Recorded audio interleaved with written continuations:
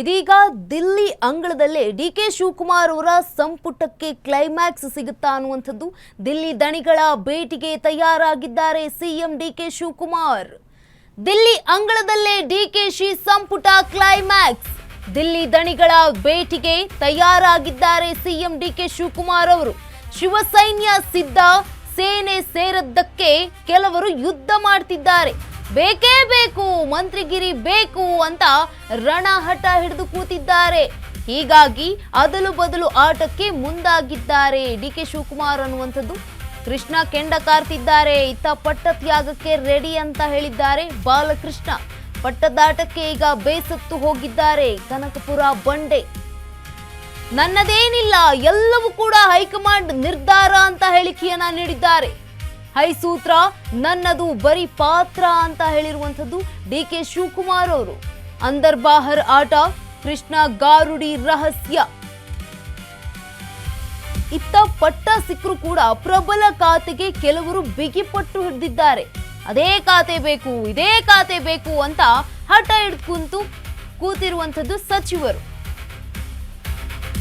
ಇನ್ನು ನೋಡಿ, ದಿಲ್ಲಿ ಅಂಗಳದಲ್ಲಿ ಡಿಕೆ ಶಿವಕುಮಾರ್ ಸಂಪುಟ ಕ್ಲೈಮ್ಯಾಕ್ಸ್ ಅನ್ನುವಂಥದ್ದು. ದಿಲ್ಲಿ ದಣಿಗಳ ಭೇಟಿಗೆ ಈಗ ರೆಡಿಯಾಗಿದ್ದಾರೆ ಸಿಎಂ ಡಿಕೆ ಶಿವಕುಮಾರ್ ಅವರು.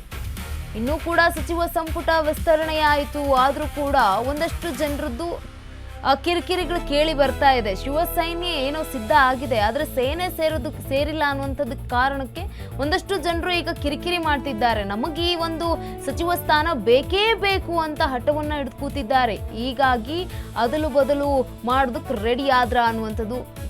ಕೃಷ್ಣಪ್ಪ ಅವರು ಕೂಡ ಕೆಂಡ ಕಾರ್ತಿದ್ದಾರೆ. ಇನ್ನ ಪಟ್ಟ ತ್ಯಾಗಕ್ಕೆ ರೆಡಿ ಅಂತ ಹೇಳಿದ್ದಾರೆ ಮಾಗಡಿ ಶಾಸಕರಾದಂತಹ ಬಾಲಕೃಷ್ಣ ಅವರು.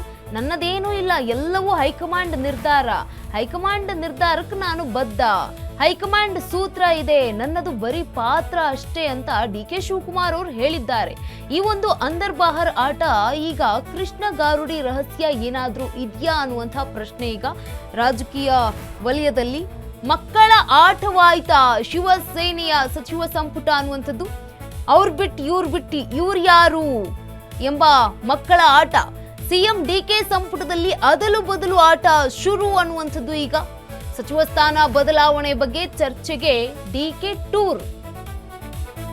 ಇಂದು ಸಂಜೆ ದೆಹಲಿಗೆ ತೆರಳಲಿದ್ದಾರೆ ಡಿಕೆ ಶಿವಕುಮಾರ್ ಅವರು. ಈ ಒಂದು ವಿಚಾರಕ್ಕೆ ಸಂಬಂಧಪಟ್ಟಂತೆ ಚರ್ಚೆ ಮಾಡೋದಕ್ಕೆ ನಾಳೆ ಹೈಕಮಾಂಡ್ ಭೇಟಿಯಾಗಲಿರುವ ಸಿಎಂ ಡಿಕೆ ಶಿವಕುಮಾರ್ ಅವರು ಹೈಕಮಾಂಡ್ ನಾಯಕರ ಜೊತೆ ಮಹತ್ವದ ಮೀಟಿಂಗ್ ಅನ್ನ ನಡೆಸಲಿದ್ದಾರೆ.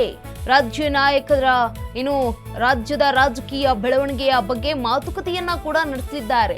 ರಾಹುಲ್ ಜೊತೆ ಕೂತು ಖಾತೆ ಹಂಚಿಕೆ ಜೊತೆಗೆ ಅಸಮಾಧಾನ ಆಗಿರುವಂತವರ ಬಗ್ಗೆ, ಇನ್ನು ಸಚಿವ ಸ್ಥಾನ ಬದಲಾವಣೆ ಬಗ್ಗೆ ಮಹತ್ವದ ಮಾತುಕತೆಯನ್ನ ಕೂಡ ನಡೆಸಲಿದ್ದಾರೆ. ಎಲ್ಲದಕ್ಕೂ ಕೂಡ ಇತಿಶ್ರೀ ನಾಳೆ ಸಿಗುತ್ತೆ ಅನ್ನುವಂಥದ್ದು. ಹಾಗಿದ್ರೆ ಅಂದರ್ ಬಾಹರ್ ಆಟ ಏನಿದು ಗಮನಿಸ್ತಾ ಹೋಗೋದಾದ್ರೆ ಒಂದೊಂದಾಗಿ ಲಕ್ಷ್ಮಣ್ ಸವದಿ ಅಥಣಿ ಕ್ಷೇತ್ರದವರು, ಈಗ ಅಪ್ಪಾಜಿ ನಾಡಗೌಡ ಮುದ್ದೇಬಿಹಾಳ ಕ್ಷೇತ್ರದವರು, ಅವ್ರ ಬದಲಿ ಇವ್ರಿಗೆ ಕೊಡಬಹುದು ಅನ್ನುವಂತಹ ಮಾತು. ಇನ್ನ HC ಬಾಲಕೃಷ್ಣ ಅವರು ಮಾಗಡಿ ಕ್ಷೇತ್ರದ ಶಾಸಕರು, ಎಂ ಕೃಷ್ಣಪ್ಪ ವಿಜಯನಗರ ಕ್ಷೇತ್ರದ ಶಾಸಕರು, ಇನ್ನು ರಿಜ್ವಾನ್ ಹರ್ಷದ್ ಶಿವಾಜಿನಗರ, ಕನಿಜಾ ಫಾತಿಮಾ MLC ಕೋಟಾದವರು, ಇವ್ರು ಬಿಟ್ಟು ಅವ್ರಿಗೆ ಕೊಡ್ಬೋದು ಅನ್ನುವಂತಹ ಮಾತು. ಮುನಿಯಪ್ಪ ದೇವನಹಳ್ಳಿ ಶಾಸಕರಾಗಿದ್ದಾರೆ. ಇನ್ನ ರೂಪಕಲಾ ಶಶಿಧರ್ KGF ಕ್ಷೇತ್ರದ ಶಾಸಕಿ, ಇವ್ರ ಬದಲಿ ಇವ್ರಿಗೆ ಕೊಡಬಹುದು ಅನ್ನುವಂತಹ ಮಾತು.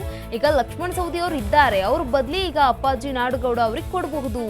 ಇದು ಅಂದರ್ ಬಾಹರ್ ಆಟ ಆಗಿದೆ. ಇನ್ನ HC ಬಾಲಕೃಷ್ಣ ಅವರು ಕೂಡ ಈಗ ಸಚಿವರಾಗಿದ್ದಾರೆ, ಅವ್ರ ಬದಲಿ ಈಗ ಎಂ ಕೃಷ್ಣಪ್ಪ ಅವ್ರಿಗೆ ಕೊಡಬಹುದು ಅನ್ನುವಂತಹ ಮಾತು ಕೇಳಿ ಬರ್ತಾ ಇದೆ. ಇನ್ನ ರಿಜ್ವಾನ್ ಹರ್ಷದ್ ಅವ್ರ ಬದಲಿ ಈಗ ಕನಿಜಾ ಫಾತಿಮಾ ಅವ್ರಿಗೆ ಕೊಡಬಹುದು ಅನ್ನುವಂತಹ ಮಾತು ಕೇಳಿ ಬರ್ತಾ ಇದೆ. ಯಾಕಂತಂದ್ರೆ ಒಂದಷ್ಟು ನಾಯಕರು ಅಸಮಾಧಾನವನ್ನಗೊಂಡಿದ್ದಾರೆ.